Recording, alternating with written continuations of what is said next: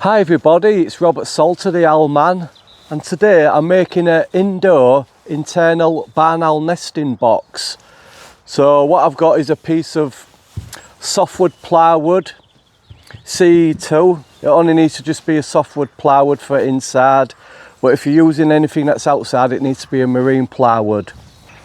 Right, so what we've got here is the dimensions are, it wants to be 2 feet in height, which I've already marked out, 2 feet, and because this is 4 feet across, you don't get any waste because it's exactly 2 feet.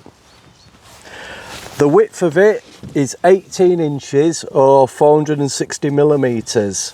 And what I've done, I've already marked it out here, as you can see. And then what I do, as I've marked out each side, I also label it as well so I know where I am. This is the front of the box. As you can see, that's going to be the entrance hole. The entrance hole for an internal box is 150 millimeters square. That's how I like to do it. And here I'll be cutting out an inspection hatch. So as you can see, it's all pre-marked here. So I've got front, side, back, the roof, which is 18 inches square basically, but a bit extra because of, but I'll explain that later on. So you've got the floor, the roof and the platform, and they're all marked out, and I do like to label them because then you know where you are with everything.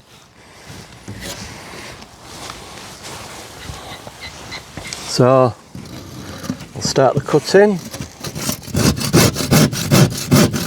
Right, so I've got all the nest box cut out. Here they all are here. And the next thing now is to start joining them together. And this is essential. What you need is some wooden battens, preferably roofing lats. They need to be able to withstand a lot of moisture within the nest box. So roofing lats are absolutely perfect. Tannalized, treated, and they'll last just as long as what the box is. So what you need to do is first attach these battens to the sides of the box. That's very important. So what I've done, I've just cut these wooden battens just slightly less than the 2 foot height there is. So you want one, and then what you have to do with these wooden battens is put them flush with the edge of the nest box like that.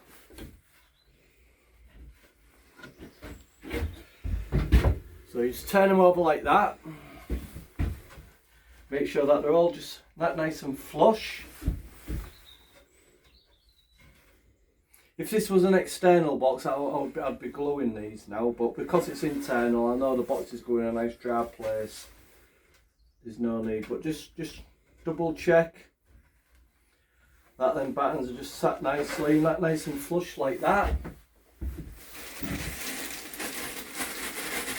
And you just need, what you need to do is just put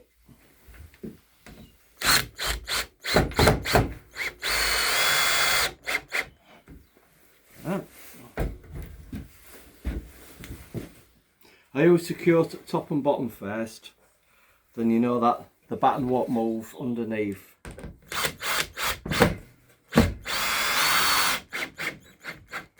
And what I'll do, I'll just put 4 screws down each side.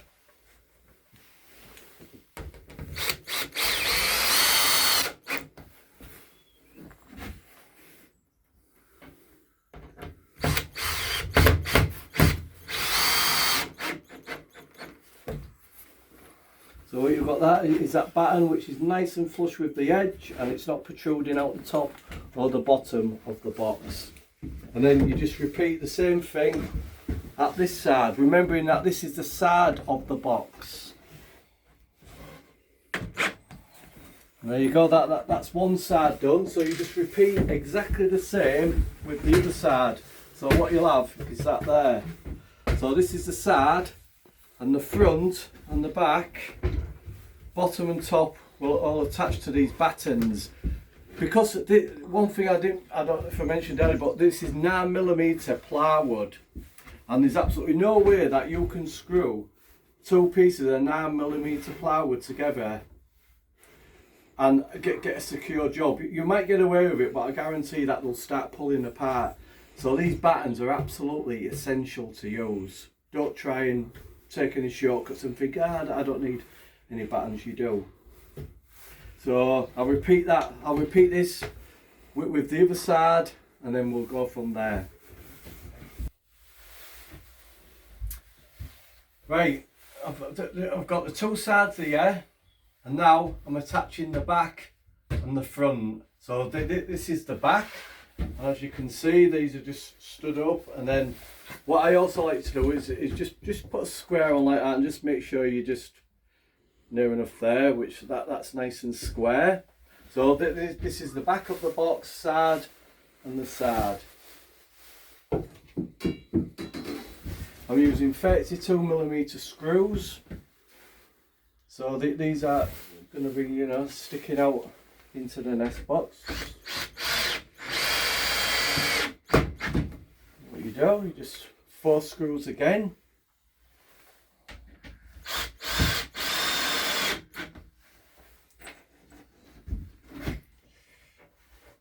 Just make sure they're nice and even.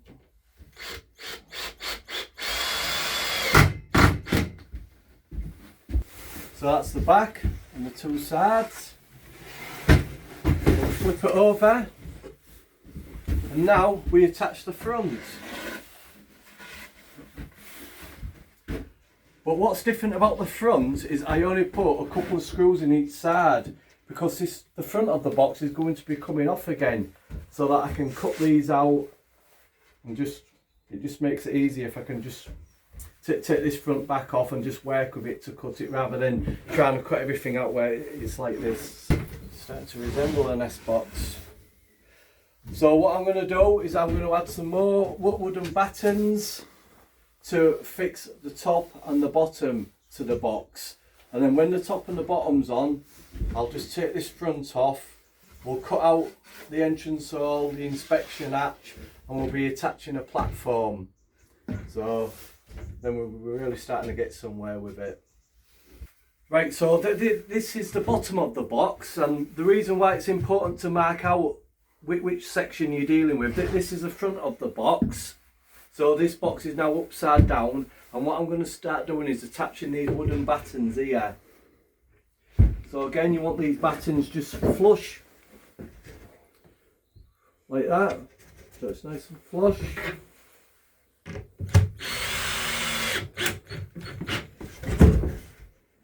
Keeping it flush.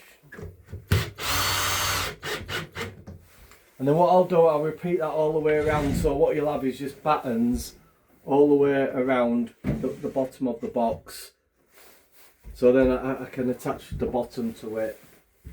Right, so this is the floor of the box. So the battens are on all the way around now. So we can get a really good secure fixing with this floor. Because if one thing's going to start moving on a nest box, it's usually the floor first. So it's all like nice and flush there. Remembering this box is still upside down, that this is the floor. And what you have to remember with this measurement is it's 18 inches wide. But because you've got the front and the back here, you need to add an extra 20mm on to make sure that the floor of the box is flush. Because this is 18 inches here, but if you tried to cut it 18 inches here, you'd fall short. So because of the front and the side, you have to add on an extra 20mm. So now what I'm going to do, because it's all nice and flush, and I know I've got battens under here.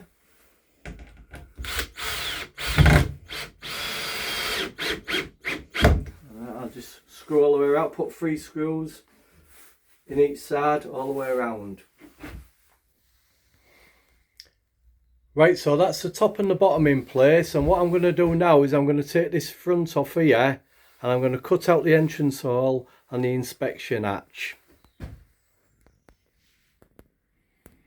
Right, so I've got the front of the nest box off now, and what I'm going to do is cut out the inspection hatch and the entrance hole. And as you can see, these curved marks here, I just found it easier to cut with a jigsaw when it's curved like that. So all I do, I just simply just get like a tin and just place it in the corner and just like score around it. So I'm going to cut that out now. Right, so to start cutting, to get the jigsaw in, you'll need to make some holes here just to get the blade in. So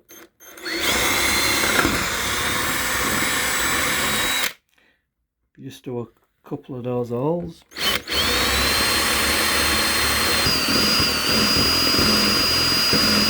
Like so. I can now get the jigsaw blade in there now. Right, so I've got the entrance hole cut out and the inspection hatch. So now the next thing is to attach the door back onto the nest box. And what I'm going to use, instead of an hinge, because I found with hinges they can just rust, and as you go to open the door, then the door open, you end up just like prizing the old entrance lid off. So I like to use a DPC, and it's a tried and tested formula, and it works very well. And you don't have any problems with it. So I've already attached the DPC to the door, and then now what I'm going to do is attach it to the nest box. So what you have to do, make sure that you put the inspection door back in exactly where it was cut out from, because otherwise it won't quite fit. So if you just eye it up like that and make sure you've just got the same gap all the way around, and then you'll know it's exactly in place.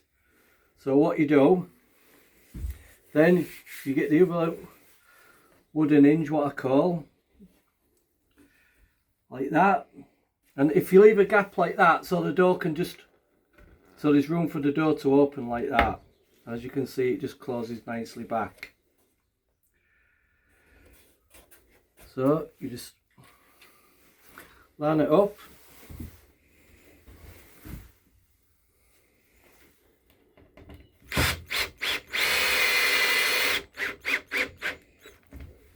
And there we have it. The door is now back attached to the box. You won't have any problems with that whatsoever, and that closes nicely like that. And what you'll find is, well, I ain't quite got the right exact size screw, so the screw will stick out like that. So you don't want that. So all you do is just simply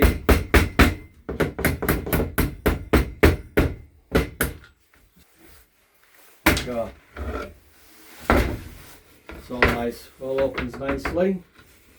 So what I'm going to do next is I'm going to attach the platform to the nest box. Right, so this is the platform, and what I've done, I've attached these lats to the underneath of it. I've just chamfered the edge like that so it looks nice in appearance. So these lats here are going to be used to attach the platform to the nest box. Right, what I'm going to do now is attach the platform to the nest box. I've already put some glue along the top of the wooden hinge there, and this is where that wooden hinge comes into play. So what I do, I get the platform and I rest it on top like that.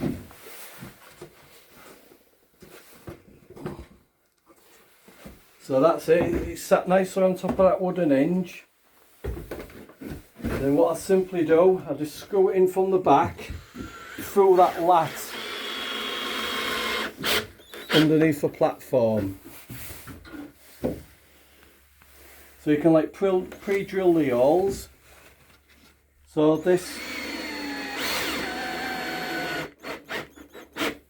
like that.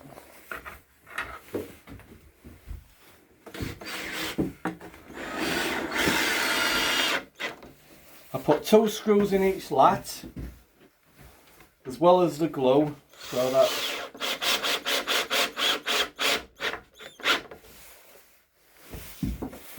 and there you have it, the platform is on. That's another reason why it's important to keep the front of the box off, so that you can, you know, deal with all this sort of stuff. So there you go, look. That's why I like to use wooden hinges, because this platform here just rests nicely on top of that wooden hinge. If you just had your normal like brass hinges, you won't be able to get this. So because of that, it's just nice and sturdy. So what I'm going to do next is just put some lats just around the edge here. It just gives the owlets that bit more protection when they come out. So that's what I'll do next. So we're nearly there. It's coming together.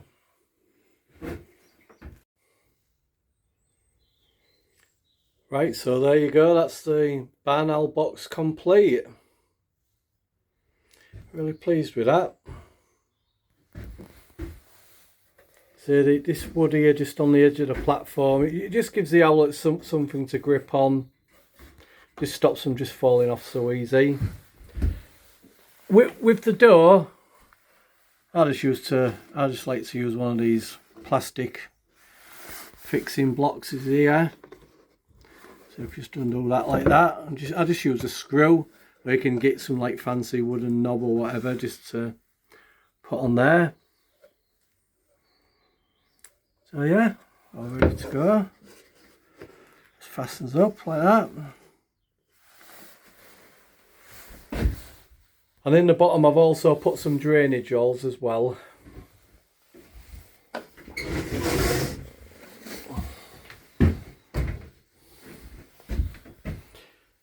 a few drainage holes at the bottom. Don't need to be too much on the indoor box, but they are very important.